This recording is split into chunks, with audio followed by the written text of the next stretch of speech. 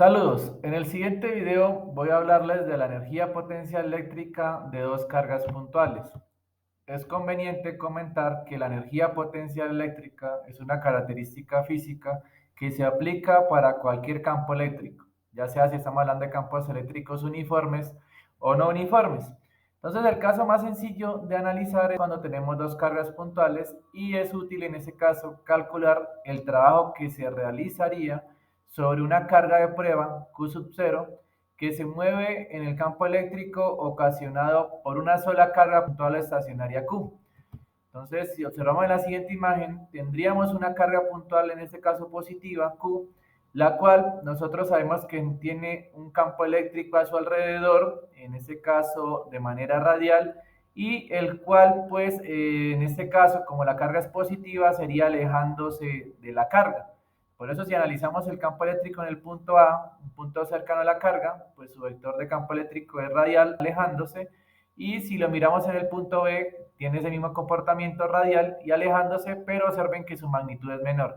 Recuerden que el campo eléctrico de una carga puntual es inversamente proporcional a la separación de la carga al cuadrado.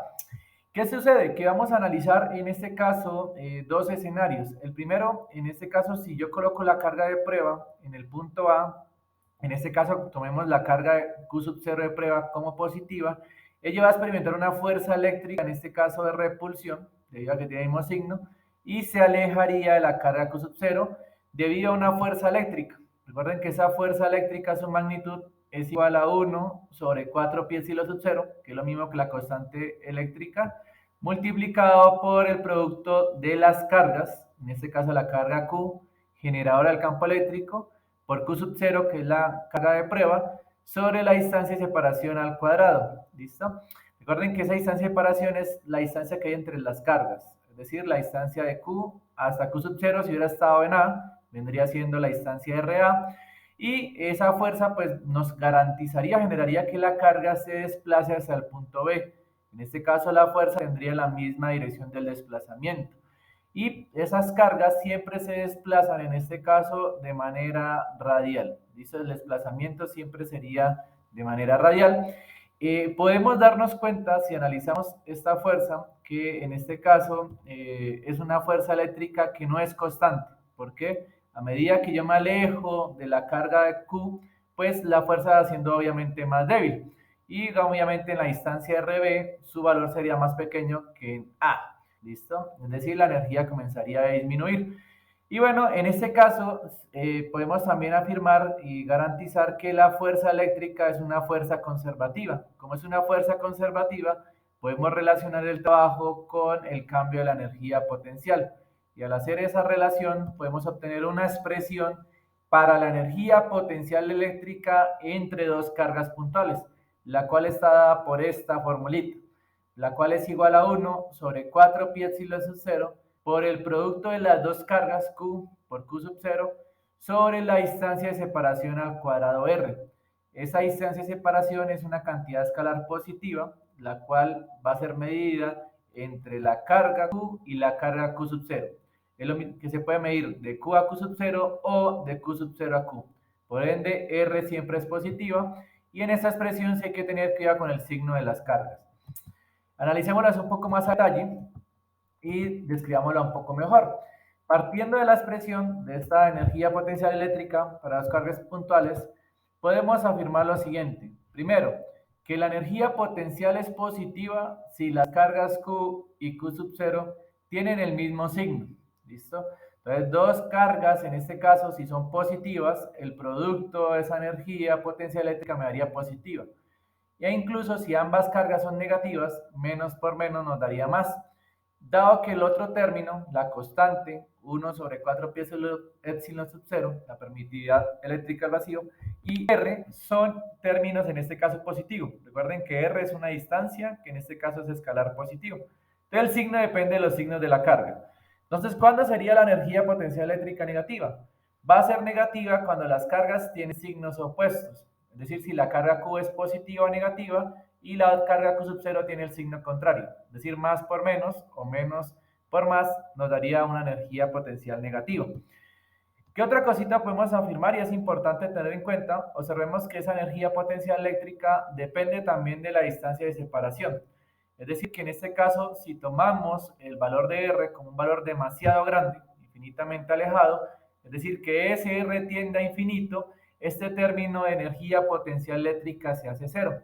Y por lo general, ese término se utiliza mucho como referencia. Y en algunos casos, cuando vamos más adelante, esa energía se podría considerar en un punto demasiado grande, no es necesariamente el infinito, o un punto de referencia como Tierra, en el cual consideramos su valor como cero. En este caso, si graficamos la energía potencial contra la distancia de separación, podemos ver que esta gráfica es de una función exponencial. En este caso, nos damos cuenta que si tiene el mismo signo, las cargas experimentan una fuerza de repulsión y en este caso la energía entre ellas siempre va a ser positiva, en este caso mayor que cero.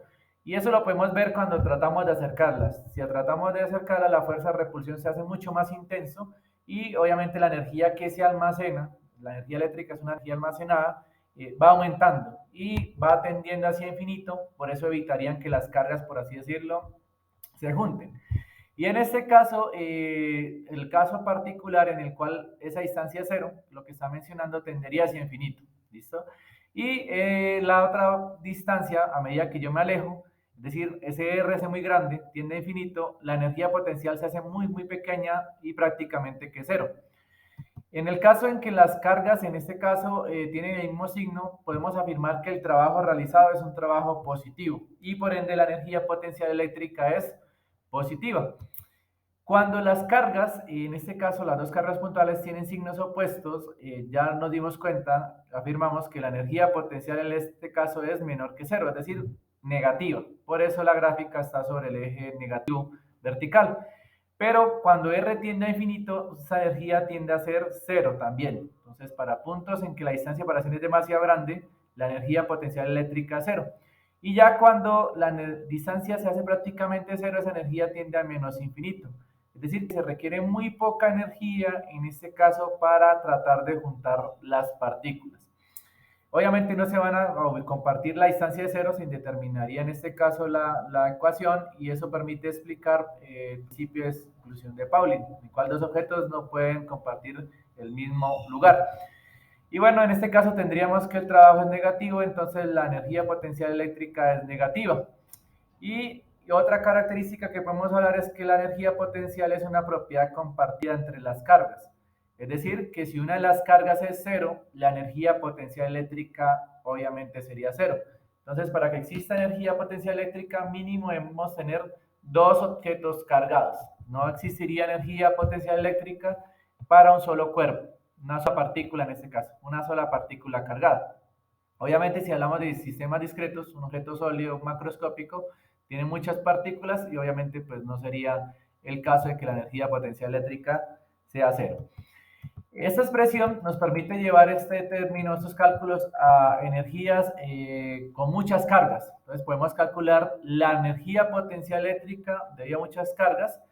Primero analicemos el caso de la energía interna, energía potencial eléctrica total. En este caso analizamos lo siguiente, un sistema de partículas, es decir, muchas, dos, en este caso dos o más, posee una energía potencial eléctrica total. Esa es la energía que se almacena, en este caso, debido a las energías potenciales de interacción por cada par de cargas. Es decir, si tenemos cuatro cargas, la energía potencial eléctrica se analiza de a par en par. Y en este caso esa energía se almacena debido al valor de las cargas que tenga el sistema y la configuración, es decir, la separación que exista entre ellas. Entonces el mero hecho de que estén separadas y tengan valor de carga genera un sistema que almacene dicha energía potencial eléctrica. En este caso vamos a etiquetar las cargas Q1, Q2, Q3 y Q4, dos cargas positivas, dos cargas negativas. Vamos a calcular la energía eléctrica U total o simplemente U, de par en par. Entonces comenzamos con la carga 1, con la carga 2. Esas dos cargas tendrán una distancia de separación de la carga 1 a la carga 2, R1, R2. Y usando la fórmula de energía potencial eléctrica para dos cargas puntuales tendríamos 1 sobre 4 pi epsilon sub 0 multiplicado por la carga 1 por la carga 2 sobre la separación que hay entre esas cargas. Como quiero la energía potencial eléctrica, ahora analizo la carga 1 con la carga 3. La expresión es idéntica, solamente cambian las cargas y la distancia. Entonces, obviamente, entre mayor sea la separación, más débil es la energía eléctrica.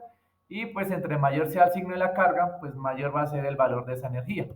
Luego analizamos la carga 1 con la carga 4. ¿Y qué sucede ahora? Que no pueden haber energías repetidas, es decir, que la energía que hay de almacenada entre 1 y 2 es la misma entre 2 y 1. Entonces no voy a repetir índices. Es decir, ya encontré la energía de la carga 1 relacionada con las otras tres cargas. Ahora analizo la energía 2 con las otras cargas. Ya la analicé con la carga 1, me hace falta analizarla con la carga 2, 3.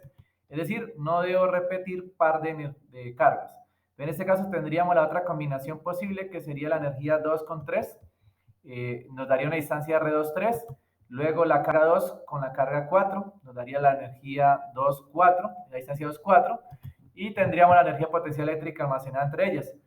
Y bueno, ya analicé con todas y ahora me faltaría analizar 3 con las que me hagan falta, es decir, 3 con 4 porque ya las combiné con las demás. Y de esa manera tendríamos 6 energías para nuestro problema, que si la queremos llevar a una expresión más compacta para muchas cargas, obtendríamos la siguiente.